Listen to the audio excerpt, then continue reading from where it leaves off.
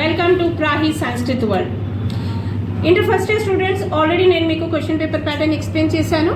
అయితే question paper pattern ప్రకారం మనకు ఫస్ట్ ఏముంది, శ్లోకాలు ఉన్నాయన్నమాట. అంటే మీకు 2 శ్లోకాలు వస్తాయి, అందులోకి వెళ్ళి ఒక శ్లోకం రాయాలి, అవునా? సో ఈరోజు నేను శ్లోకాల నుండి స్టార్ట్ చేస్తున్నాను. అయితే మనకు ఈ ఫస్ట్ లెసన్ భర్తృహరి సుభాషితాన్ని నుండి శ్లోకాలు తీసుకోబడింది. సో ఈ శ్లోకాలను రాసిన వారు ఎవరు అంటే భర్తృహరి అనమాట. సో ఇందులోకి వెళ్ళి నేను ఫస్ట్ శ్లోకం చెప్తాను, జాగ్రత్తగా వినండి. అయితే మీరు ఎగ్జామ్లో శ్లోకం రాసి భావం రాయాలి. అయితే శ్లోకం రాయడానికి రావాలి అంటే ఫస్ట్ మీకు రీడింగ్ చేయడానికి రావాలి. సో ప్రతి పదము ఎలా పలుకుతారు అన్నది ఒక క్లారిటీ కావాలి. సో ఆ క్లారిటీ రావాలి అంటే ఎప్పుడైతే నేను ఆ శ్లోకాన్ని చదువుతానో ప్రతి పదము ఎలా పలుకుతున్నాను అన్నది మీరు జాగ్రత్తగా వినాలి. అలా వింటే మీకు ఒక ఐడియా వచ్చేస్తుంది, ఆ వర్డ్ని ఎలా పలకాలి, దానికి మీనింగ్ ఏంటి అనేది అర్థమవుతుంది. సో నేర్చుకోవడానికి కూడా ఈజీ అవుతుంది. చాలామంది ఏంటంటే సంస్కృత్ కదా ఫస్ట్ టైం ఇంట్రడ్యూస్ అయింది అని 10 టైమ్స్ 20 టైమ్స్ 50 టైమ్స్ రాస్తారు, ప్రాక్టీస్ చేస్తూనే ఉంటారు. అంత అవసరమా? అక్షరాలు వచ్చాయి అంటే ఒక 2 టైమ్స్ నేర్చుకుంటే చాలు. ఒక శ్లోకంలో హార్డ్లీ 10 వర్డ్స్ ఉంటాయి. 10 వర్డ్స్ నేర్చుకోవడానికి 10 మినిట్స్ పట్టదు. సో ఫస్ట్ దాన్ని ఎలా చదవాలి, దానికి మీనింగ్ ఏంటో తెలుసుకోండి. ఒక 2 మినిట్స్ చదువుకోండి, శ్లోకం వచ్చేస్తుంది మీకు. సో వితౌట్ సీయింగ్ మీరు రాసుకోవచ్చు. జాగ్రత్తగా వింటే మీకు 6 మార్క్స్ ఫిక్స్ అనమాట. Got it children? అయితే నేను ఇప్పుడు శ్లోకం చెప్తున్నాను, జాగ్రత్తగా వినండి. ప్రతి పదము నేను ఎలా పలుకుతున్నానో చూడండి, అయితే మీకు క్లారిటీ వస్తుంది. ఏదో నేను చెప్పాను మీరు విన్నారు అంటే కాదు, ఏదో ఇది బ్రహ్మ విద్య కాదు. ఈజీగా 99 మార్క్స్ స్కోర్ చేసుకోవచ్చు. కండిషన్ ఏంటి? నా మాట వినాలంతే, ఓకేనా? వినండి. అగ్నః సుకుమారాధ్యః సుకుతరం ఆరాధ్యతే విశేషజ్ఞః జ్ఞానలవ దుర్విదగ్ధం బ్రహ్మాపి నరం న రంజేతి. మళ్ళీ ఇంకోసారి శ్లోకం చెప్తున్నాను, జాగ్రత్తగా వినండి, తర్వాత నేను ఎక్స్ప్లెయిన్ చేస్తాను. అగ్నః సుకుమారాధ్యః సుకుతరం ఆరాధ్యతే విశేషజ్ఞః జ్ఞానలవ దుర్విదగ్ధం బ్రహ్మాపి నరం న రంజేతి. అగ్నః, అగ్నః అంటే ఏమీ తెలియని వాడు, అంటే ఇగ్నోరెంట్ పర్సన్ అన్నమాట. సుఖం ఆరాధ్యః అంటే ఈజీగా, సుఖతరం ఆరాధ్యతే అంటే చాలా ఈజీగా, విశేషజ్ఞః అంటే ఇంటెలిజెంట్ అనమాట. అంటే దీని సెంటెన్స్కి అర్థం ఏంటి? అగ్నునికి ఈజీగా చెప్పవచ్చు, అంటే వీడికి ఏం రాదు అంటే ఈజీగా చెప్పేయవచ్చు. సుఖతరం ఆరాధ్యతే విశేషజ్ఞః అంటారు. విశేషజ్ఞః అంటే విశేషమైన జ్ఞానము కలవాడు అని అర్థము, అంటే ఇంటెలిజెంట్ పర్సన్. సో ఇంటెలిజెంట్కి మనము ఇంకా సులువుగా ఈజీగా చెప్పేయవచ్చు, అవునా? అగ్నునికి ఈజీగా చెప్పవచ్చు, ఇంటెలిజెంట్ పర్సన్కి ఇంకా ఈజీగా చెప్పవచ్చు. జ్ఞానలవ దుర్విదగ్ధం బ్రహ్మాపి నరం న రంజేతి.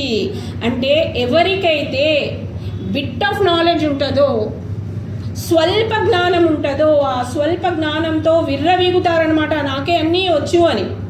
అటువంటి వాళ్ళు ఎవరు చెప్పినా వినరు. ఎవరో ఏంటి, ఆ బ్రహ్మ వచ్చి చెప్పినా వినరనమాట.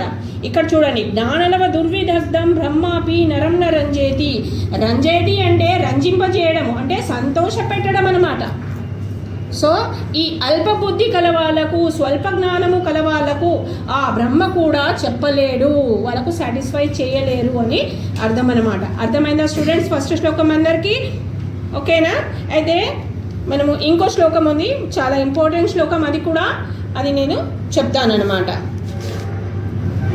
స్టూడెంట్స్ సెకండ్ శ్లోకం చూడండి, జాగ్రత్తగా వినండి అందరూ. నేను పదాలను ఎలా పలుకుతున్నానో గమనించండి, గమనించి అదేవిధంగా మీరు కూడా చెప్పడానికి ట్రై చేయండి అనమాట, ఓకేనా?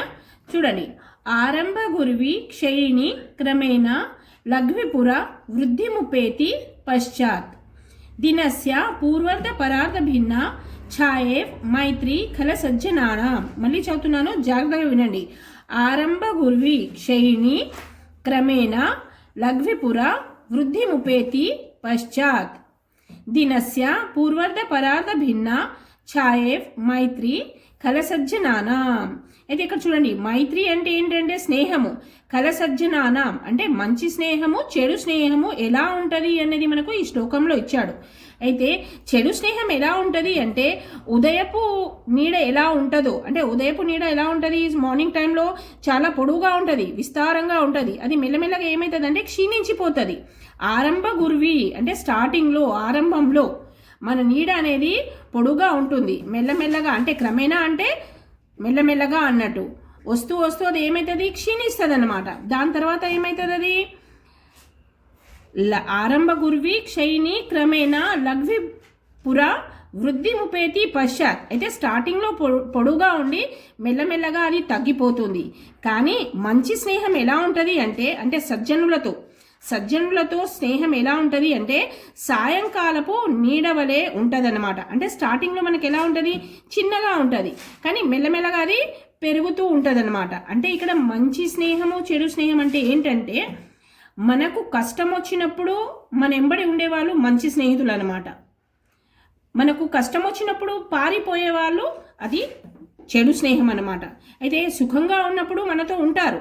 ఎప్పుడైతే మనకు కష్టం వచ్చింది అనగానే ఎలాగైతే మార్నింగ్ షాడో ఉంటుంది కదా, మధ్యాహ్నం నూన్ టైంకి అది మాయమైపోతుంది. అయితే చెడు స్నేహితులు కూడా అదేవిధంగా అవసరానికి మాయమైపోతారు. కానీ మంచి స్నేహితులు మాత్రం సాయంకాలపు నీడవలే, అంటే స్టార్టింగ్ మనకు కనిపించరు, కానీ అవసరం ఉన్నప్పుడు వాళ్ళు మనతోనే ఉంటారనమాట. ఆ విధంగా అయితే ఈ శ్లోకంలో ఏంటంటే కంపారిజన్ ఉంది. మంచి స్నేహితులు చెడు స్నేహితులు ఎలా ఉంటారు అంటే ఉదయపు కాలము నీడవలనేమో చెడు స్నేహము, సాయంకాలపు నీడవలనేమో మంచి స్నేహం అన్నమాట. ఇది good friendship and bad friendship గురించి ఇచ్చాడు. ఓకేనా, నౌ కమ్ టు థర్డ్ శ్లోకం. జాగ్రత్తగా వినండి అమ్మా, ఎందుకంటే మీరు ఇది మళ్ళీ చదివి ప్రాక్టీస్ చేయాలి. అయితే నేను ప్రతి పదాన్ని ఎలా పలుకుతున్నానో చూడండి, చూసిన తర్వాత అదేవిధంగా మీరు కూడా దాన్ని ప్రాక్టీస్ చేయండి. ఓకేనా, మీరు ప్రాక్టీస్ చేస్తే వచ్చేస్తుంది. ఫస్ట్ చదవడం నేర్చుకోండి, ఫస్ట్ రీడింగ్ చేయాలి. రీడింగ్ చేసిన తర్వాత అర్థం చేసుకోవాలి, అర్థం చేసుకొని అది చూడకుండా రాయాలన్నమాట. అప్పుడు ఆ శ్లోకం అనేది వచ్చేస్తుంది. అక్షరాలు మీకు బాగా వస్తాయి అంటే శ్లోకాలు చదవడము పెద్ద విషయం ఏం కాదు. సో నేను చదివేది జాగ్రత్తగా వినండి. నేను 1-2 సార్లు చదువుతాను మీకు, అయితే జాగ్రత్తగా చూసి నేర్చుకోండి. ఇంకా ఈ థర్డ్ శ్లోకం అనేది చాలా ఇంపార్టెంట్ శ్లోకము, సరేనా? జాగ్రత్తగా వినండి. చూడండి ఇక్కడ, పరివర్తని సంసారే మృతః కో వ న జాయతే స జాతోయేన్ జాతేన్ యాతి వంశః సమున్నతిం. మళ్ళీ చదువుతున్నాను, జాగ్రత్తగా వినండి స్టూడెంట్స్. పరివర్తని సంసారే మృతః కో వా న జాయతే స జాతోయేన్ జాతేన్ యాతి వంశః సమున్నతిం.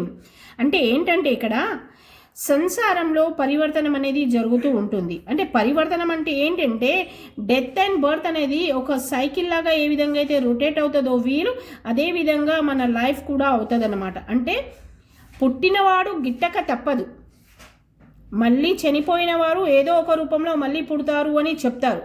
కానీ ఇక్కడ పుట్టడము చావడం అనేది కాదు. ఇక్కడ మనము పుట్టిన తర్వాత మన పుట్టుక వలన మన జాతికి, మన దేశానికి, మన వంశానికి, మన తల్లిదండ్రులకి పేరు రావాలి. అయితే ఎవరి వలనైతే ఇవన్నీ జరుగుతాయో అదే పుట్టుక అని అర్థం అన్నమాట.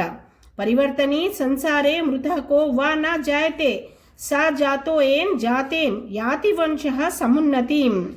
యాతి వంశః అంటే మన జాతికి, మన వంశానికి పేరు రావాలి.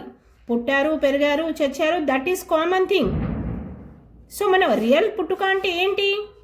మన వలన మన దేశానికి పేరు రావాలి, మన జాతికి పేరు రావాలి, వంశానికి, మన తల్లిదండ్రులకు కూడా పేరు రావాలన్నమాట. అదే నిజమైన పుట్టుక అని అర్థము. చూడండి, ఫస్ట్ శ్లోకం, సెకండ్ శ్లోకం, థర్డ్ శ్లోకం కంప్లీట్ అయిపోయింది. మీకు అందరికీ బాగా అర్థమైంది కదా.